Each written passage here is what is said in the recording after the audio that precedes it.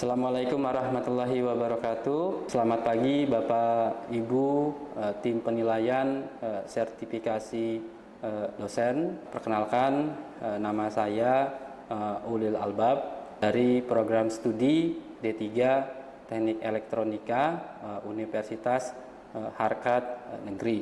Video ini dibuat untuk memenuhi persyaratan sertifikasi dosen PDD, UK, TPT, pernyataan diri dosen, unjuk kerja, Tridharma, perguruan tinggi di bidang pengajaran. Untuk mata kuliah yang saya ampuh ataupun contoh pada video pengajaran, yaitu mata kuliah Microcontroller 2, yang dimana mata kuliah ini adalah mata kuliah inti daripada program studi D3 Teknik Elektronika.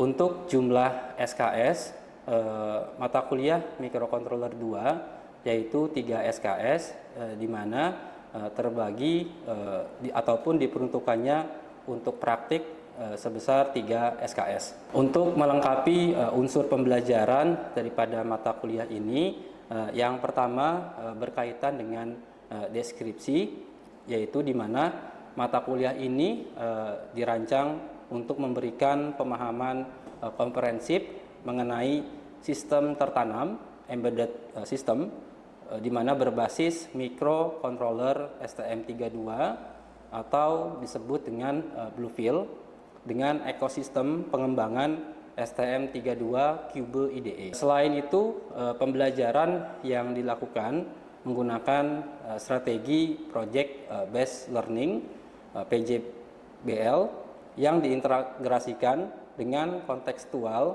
Teaching and Learning CTL, di mana mahasiswa dilatih untuk mengkonversi teori menjadi solusi sistem instrumentasi yang aplikatif.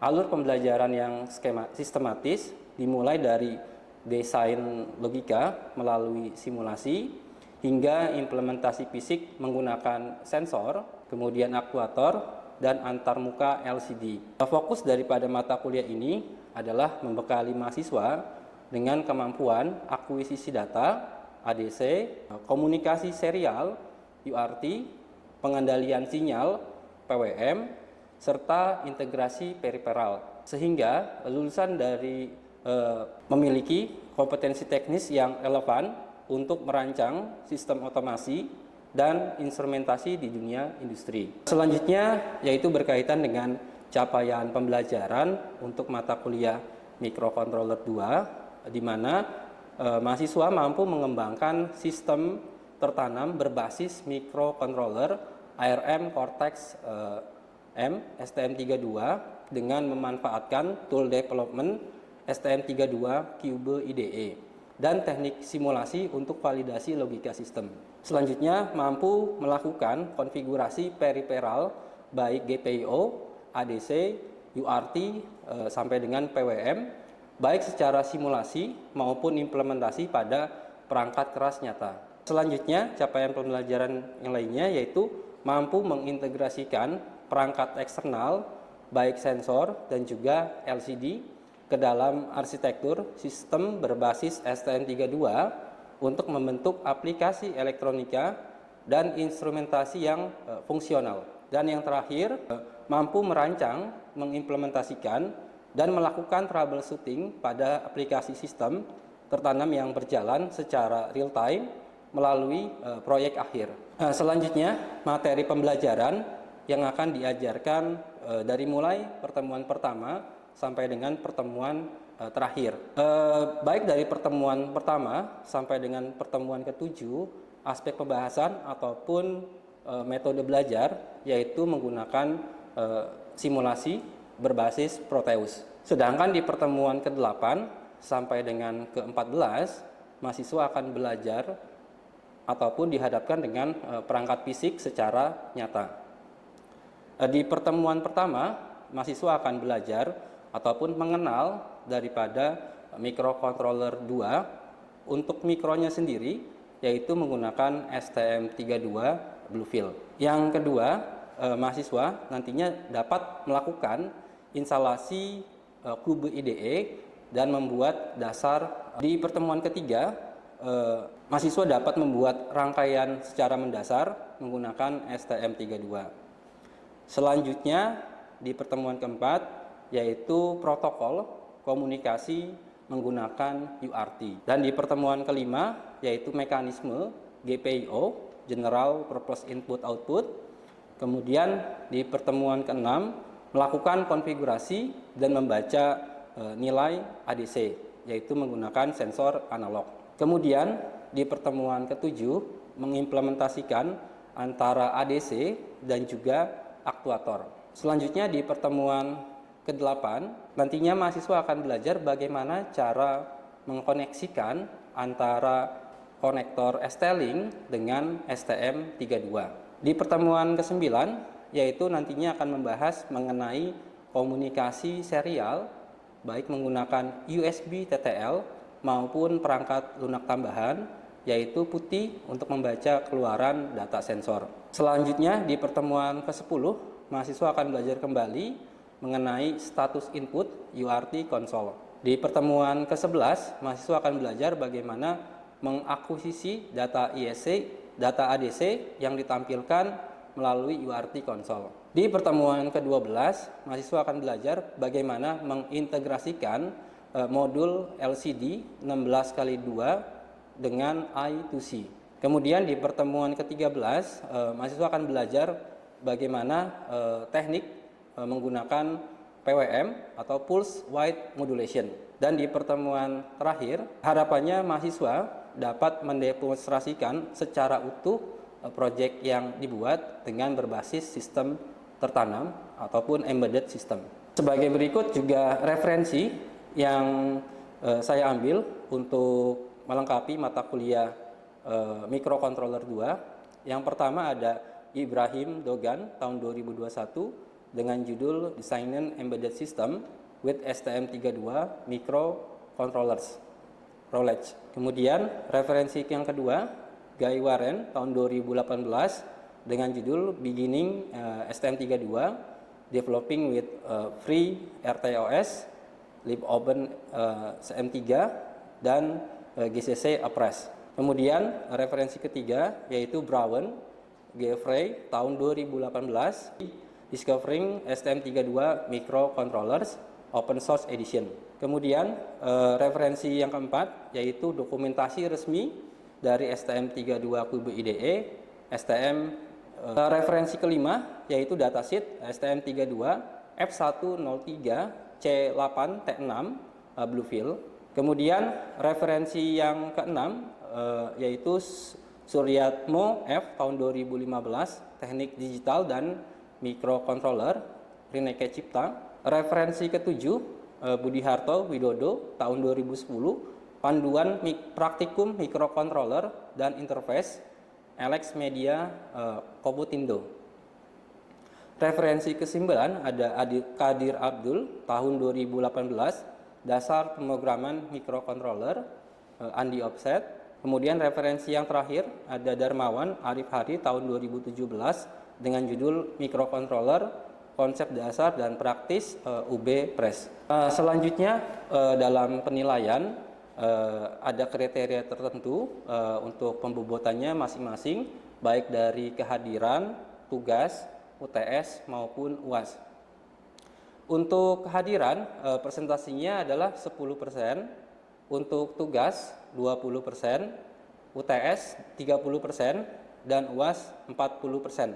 Kemudian untuk strategi pembelajaran saya menggunakan kontekstual teaching and learning atau CTL di mana mahasiswa nanti bisa menerapkan aplikasi nyata dalam bidang elektronika maupun sistem otomasi berbasis industri. Kemudian strategi pembelajaran selanjutnya yaitu Project Based Learning (PJPL).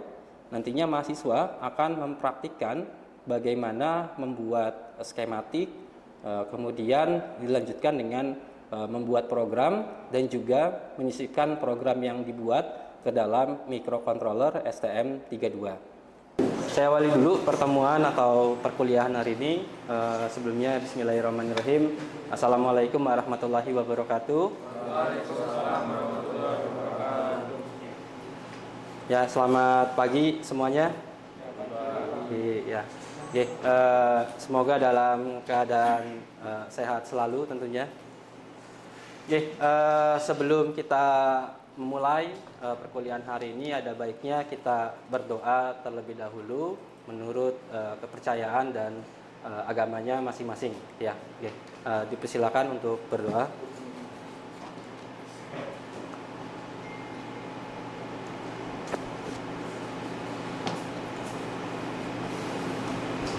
Oke, selesai.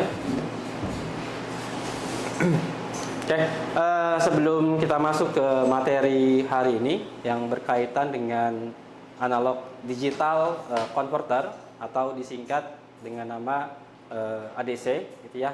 Ada baiknya saya mengulas dulu apa yang pernah kita pelajari di minggu sebelumnya, ya. Jadi kalau di minggu sebelumnya teman-teman sudah belajar, gitu ya, belajar bagaimana menghasilkan sebuah inputan data dari microcontroller yang dimana menggunakan STM32 sehingga inputannya tersebut bisa tampil, gitu ya. Oke. Nah, untuk ADC, gitu ya, atau analog digital converter itu apa sih artinya, gitu ya? Jadi artinya adalah ketika kita menggunakan sensor, gitu ya, berupa yang sifatnya analog, gitu ya, maka sensor tersebut nantinya bisa ditampilkan secara pembacaan nilai menggunakan yang namanya microcontroller, gitu ya. Nah, fokus ke penggunaan kita, gitu ya, untuk microcontrollernya adalah menggunakan STM32, gitu ya, atau disingkat alias, gitu ya, aliasnya namanya adalah Bluefield. Oke. Kalau dalam hal kita pengukuran, gitu ya, pengukuran mengenai sensor analog, biasanya kita mengukurnya menggunakan yang namanya multimeter, gitu ya. Nah, di situ teman-teman bisa melakukan pengukuran perubahan nilai, dimulai dari tegangannya berapa sampai ke nilai baik terkecil maupun terbesarnya, ya. Nah, maka untuk menampilkan data secara digital, kita bisa menggunakan yang namanya microcontroller. Ini kita masuk ke pembuatan daripada rangkaian, ya, rangkaian komponen apa saja yang nantinya dibutuhkan, ya. Teman-teman nanti bisa membuat skematiknya menggunakan software Proteus, ya. Untuk komponennya ini ada berbagai macam, ya. Yang pertama ada micro STM32, ya. Kemudian nanti untuk powernya atau tegangan kerja yang masuk ke dalam mikro itu besarannya adalah 3,3 volt, ya. Jadi artinya harus menyesuaikan dengan datasheet daripada mikro itu sendiri, ya. Jangan melebihi daripada ambang batas, ya. Kemudian ada titik negatifnya atau groundnya, ya. Nah, nanti teman-teman bisa buat seperti ini untuk rangkaiannya. Kemudian untuk sensornya bisa menggunakan yang namanya LDR. Jadi fungsi dari sensor LDR ini gunanya adalah untuk mengatur, melihat, gitu ya, melihat besaran intensitas cahaya. Kemudian ada resistornya atau hambatannya, itu besarannya adalah 1200 ohm. Ya. Kemudian untuk menampilkan bisa menggunakan yang namanya adalah virtual terminal.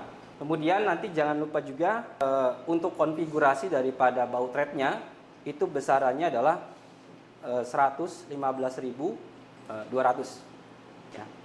Nah, untuk menghubungkannya teman-teman bisa menyesuaikan dengan setiap pin yang tersedia di STM32.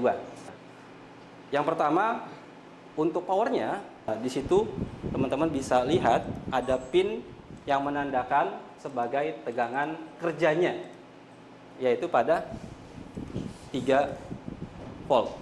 Kemudian nanti untuk groundnya itu juga sudah ada pada pin yang tulisannya itu huruf G gitu ya. G itu menandakan sebagai groundnya atau sebagai titik negatifnya. Nah, salah satu pin yang teman-teman bisa hubungkan yaitu pada pin A0 itu fungsinya untuk ADC. Nanti dihubungkan di bagian sini ya. Masukkan juga untuk powernya itu 3,3. Kemudian juga di sensor itu harus ada groundnya. Kemudian untuk pinnya ya, untuk pin menampilkan keluarannya kita bisa menggunakan pin pada A9 maupun A10 ya. Di pin A9 itu gunanya untuk RX ya atau receiver untuk menerimanya.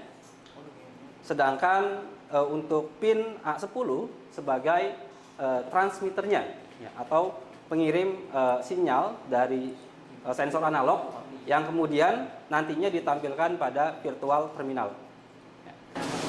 Oke, ini saya beri waktu 10 menit ya untuk buat rangkaian ini sebelum nanti kita lanjut ke pembuatan programnya ya. Nanti di bagian virtual terminalnya ya itu bisa di double klik ya. Kalau misalkan baud rate-nya itu masih 9.600 itu harus diubah menjadi 115.200 ya. Nah, kenapa? Karena kita harus menyesuaikan dengan yang ada di STM32 untuk transfer rate-nya. Untuk rangkaiannya sudah selesai? Oke. Jika sudah selesai untuk rangkaiannya ya.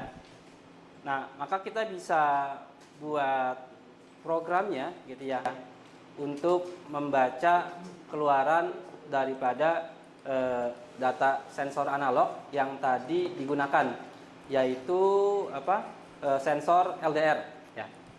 Nah, untuk membuat programnya gitu ya, teman-teman bisa buka ya official dari STM32 ya. Untuk IDE-nya yaitu menggunakan Cube IDE. Oke, sudah dibuka Cube IDE-nya. Di bagian Cube IDE, teman-teman bisa klik pada bagian file ya. Ada file, kemudian ada C/C++ project gitu ya. Oke, ini saya sambil buka Cube IDE-nya. Oke, ada file new, kemudian C/C++ project ya. Maksud saya STM32 project. Maaf, STM32 project. Oke, nah ini kita sudah masuk ke bagian target selection gitu ya. Target selection. Nah, di STM32 itu punya berbagai macam seri gitu ya. Ada yang sifatnya low, middle sampai dengan high ya. Oke. Nah, kita pakai yang untuk pembelajaran gitu ya, yang paling low. Yaitu pada bagian nanti teman-teman bisa isikan pada bagian komersial part number. Oke, ini bisa lihat ya untuk komersial part numbernya ya, yaitu STM32 F103 T6A. Nah, kalau untuk melihat di serinya itu berapa, biasanya ada perangkat fisiknya secara langsung gitu ya. Oke, ya ini sudah semua.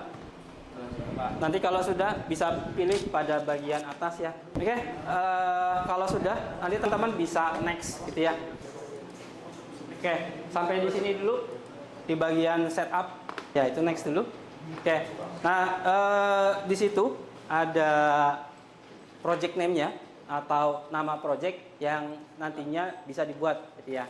Nah, karena kita hubungannya dengan analog digital converter, maka bisa dikasih nama untuk projectnya yaitu analog digital converter. Kemudian nanti ada pilihan bahasa ya. Pilihan bahasa yang bisa dipergunakan ada bahasa C ya maupun bahasa C++. Ya, ada dua bahasa target. Nah, kita pilih yang bahasa C gitu ya karena lebih dekat dengan microcontroller. Ya.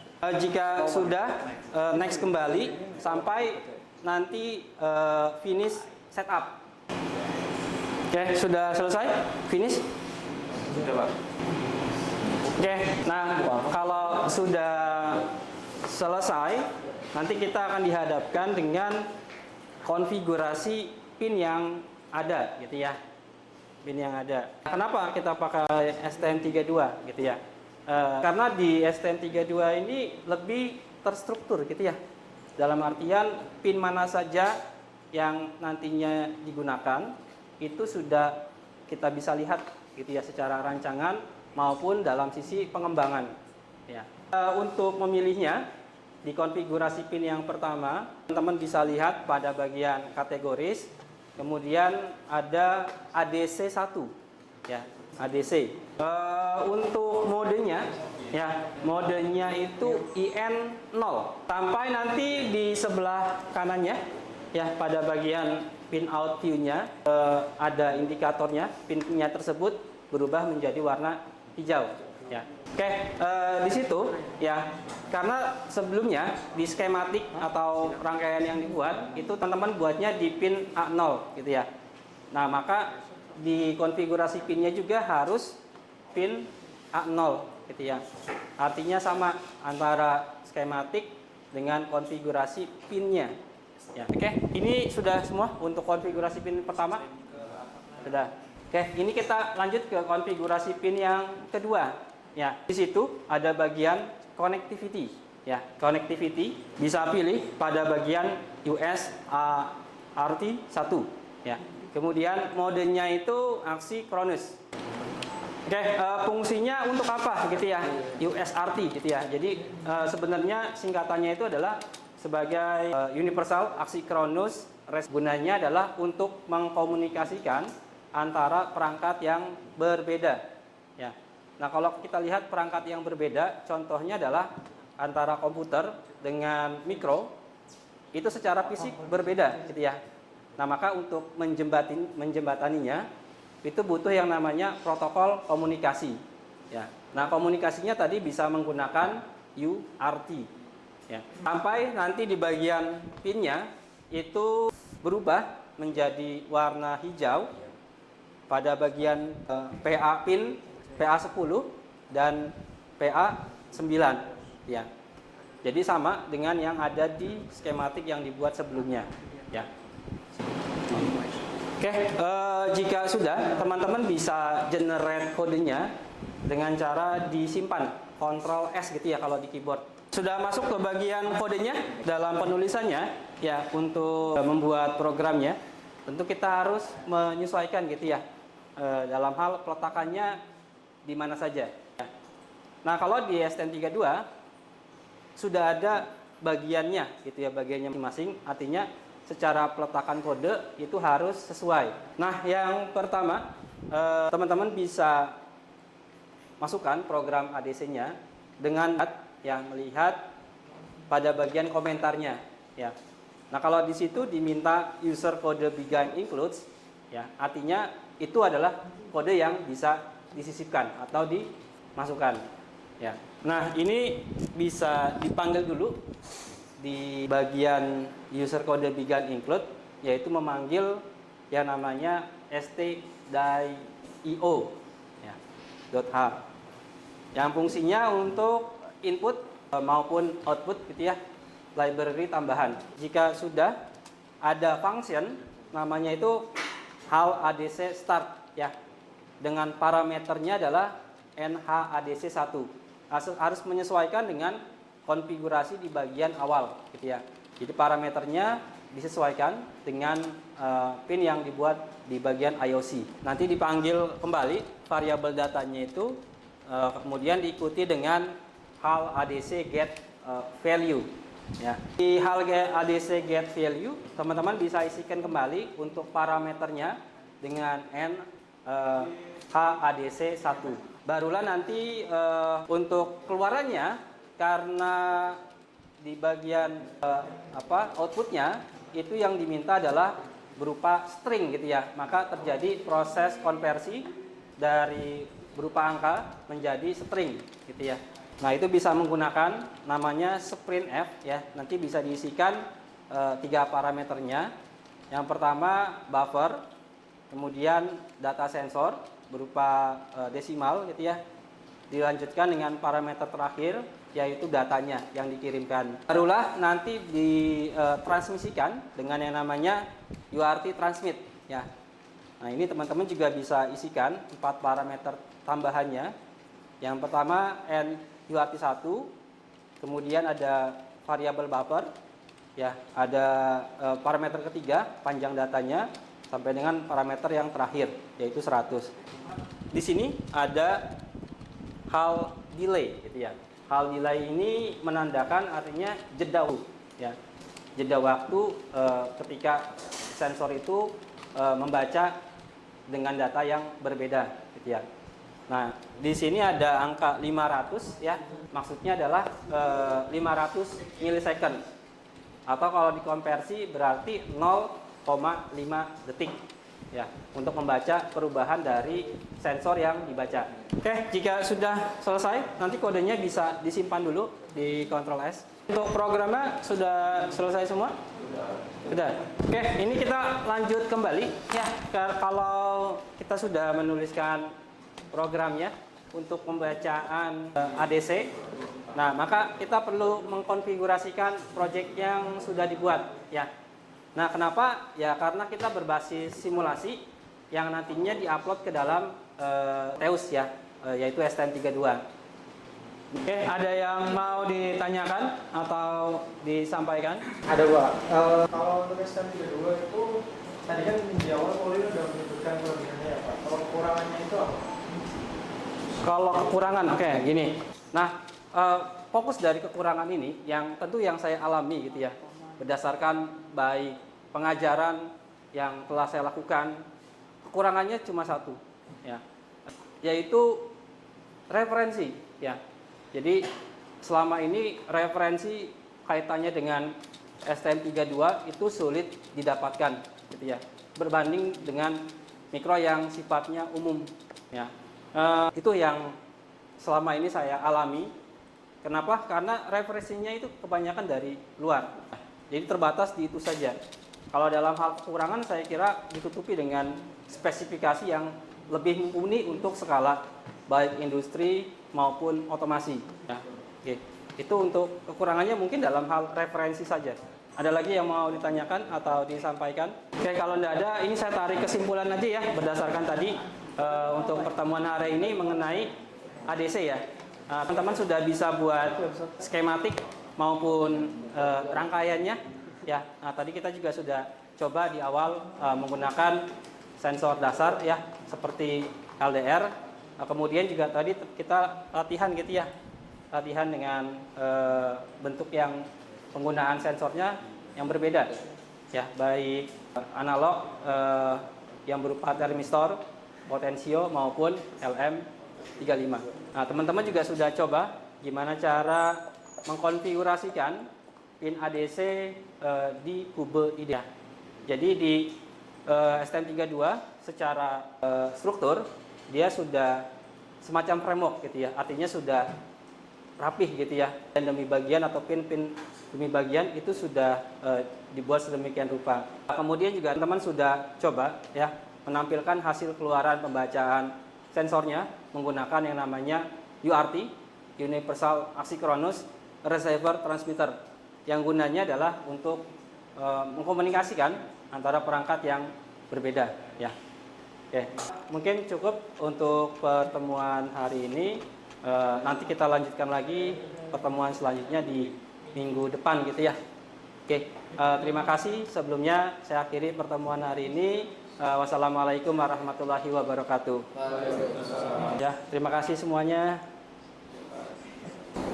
Sekian untuk video pembelajaran yang saya buat untuk mata kuliah Microcontroller 2. Mohon maaf jika ada kekurangan. Semoga menjadi pertimbangan Bapak Ibu tim penilai sertifikasi dosen tahun 2026. Terima kasih. Saya akhiri. Wassalamualaikum warahmatullahi wabarakatuh.